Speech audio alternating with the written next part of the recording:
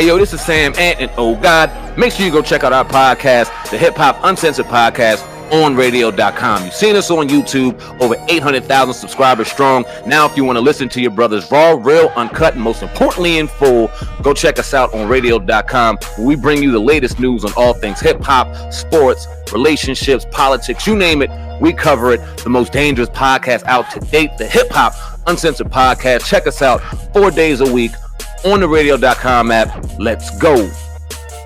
Don't bring that bullshit here. I don't care how long. Oh, that's my friend. Oh, yeah, word. Well, where are we going? Yeah.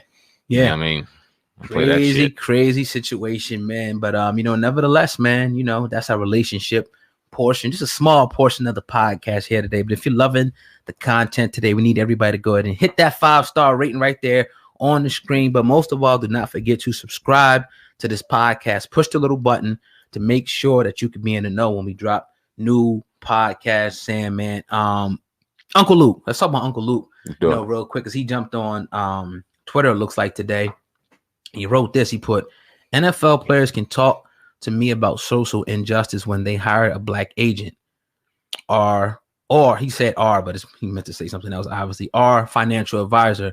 A lot of good ones out there. That's what he put today on his Instagram. So he also goes on to say, well, goddamn it, there's a lot of NFL black players that deprive a lot of good black agents of opportunity. So don't take a knee when you're doing that. Keep it 100.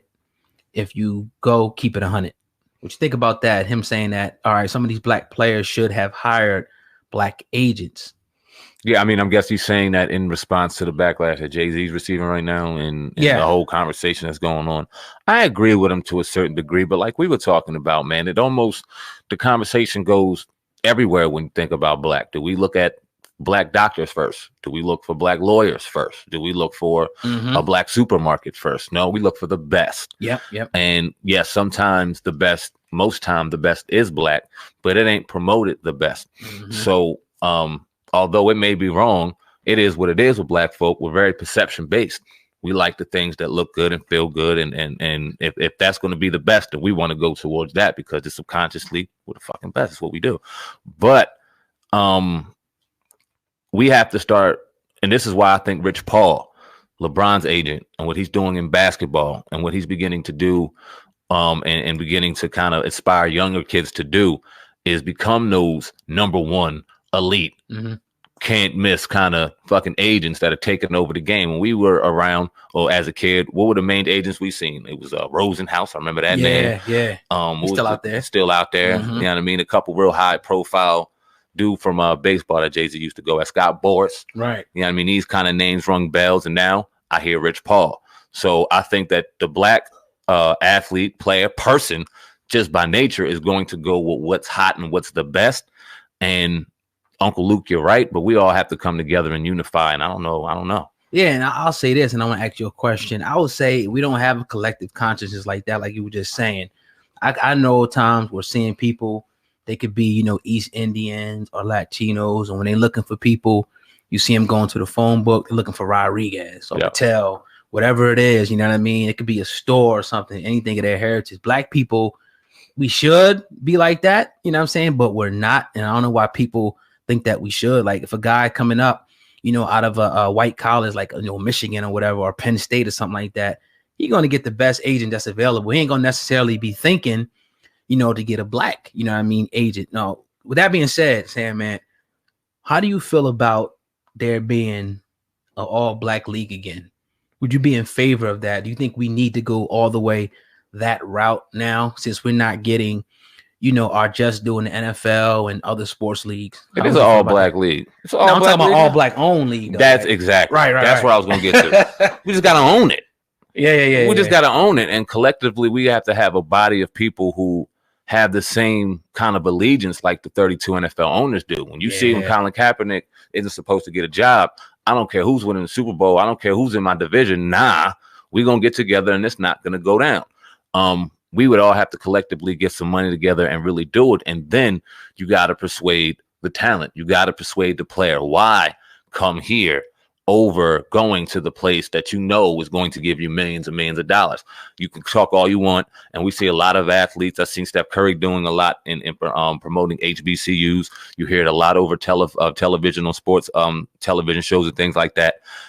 Why aren't the black athletes going to the HBCUs? Well, you know, and they know it's not the direct route to where they want to go next, which is fuck school, it's the NBA or the NFL or the MLB, et cetera, et cetera. So until we start getting these athletes, big time athletes, to go there and these teams can start winning, then, I mean, what can we do? That's what we need. I mean, like you said, but it's going to have to be, you know, that's why it's important, you know, what we teach the kids up in the schools and everything, because it's going to have to be a sacrifice of a generation or two that's going to have to, you know, not go to Penn State, not go to Florida State, not go to Michigan, but go to Grambling, you know, or Virginia Tech. Or, is that all black? Nah, Virginia Union. Virginia Union, my bad. You know, schools like that, you know what I'm saying? And invest in that, because they can still make it. You know what I mean? But they have to make that popular. Like, all right, man, my man went to Grambling, or he went to, you know, Delaware State. So that's where I'm going now. You know what I mean? Charles Barkley went here. I'm missing that name, but dang, I mentioned Charles Barkley. But anybody, somebody, you know, Allen Iverson, I was say, went to this school. So we need to, you know, go to this school. But,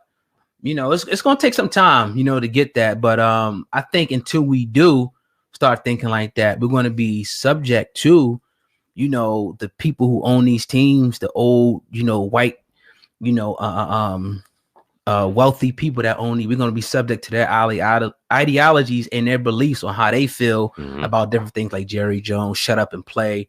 We're going to be subject to that until we get, like you said, ownership. Yeah. I mean, and you just think, I was just thinking about when I hear HBCUs, especially in football, Florida, and how the crop of talent that comes out of Florida.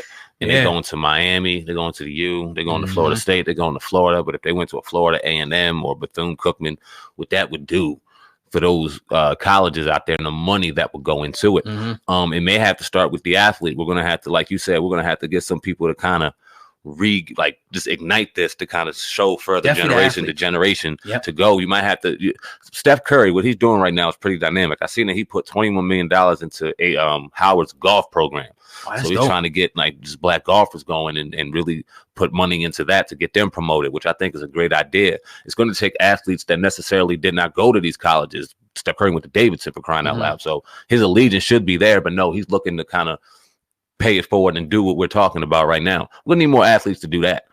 We're looking at a league in the NBA in particular where they're about to be a number of black billionaires within the next 10 to 15 years. We just see it with the guaranteed contracts, to the sponsorship. There is a real nice crop of line for black athletes to see that billionaire mark. And if they started putting money in the HBCUs where it started getting popular and they had the funding and they can get new stadiums and new equipment, man, oh man, what we could see. Yeah, it would be great. I remember me and my mom going to a college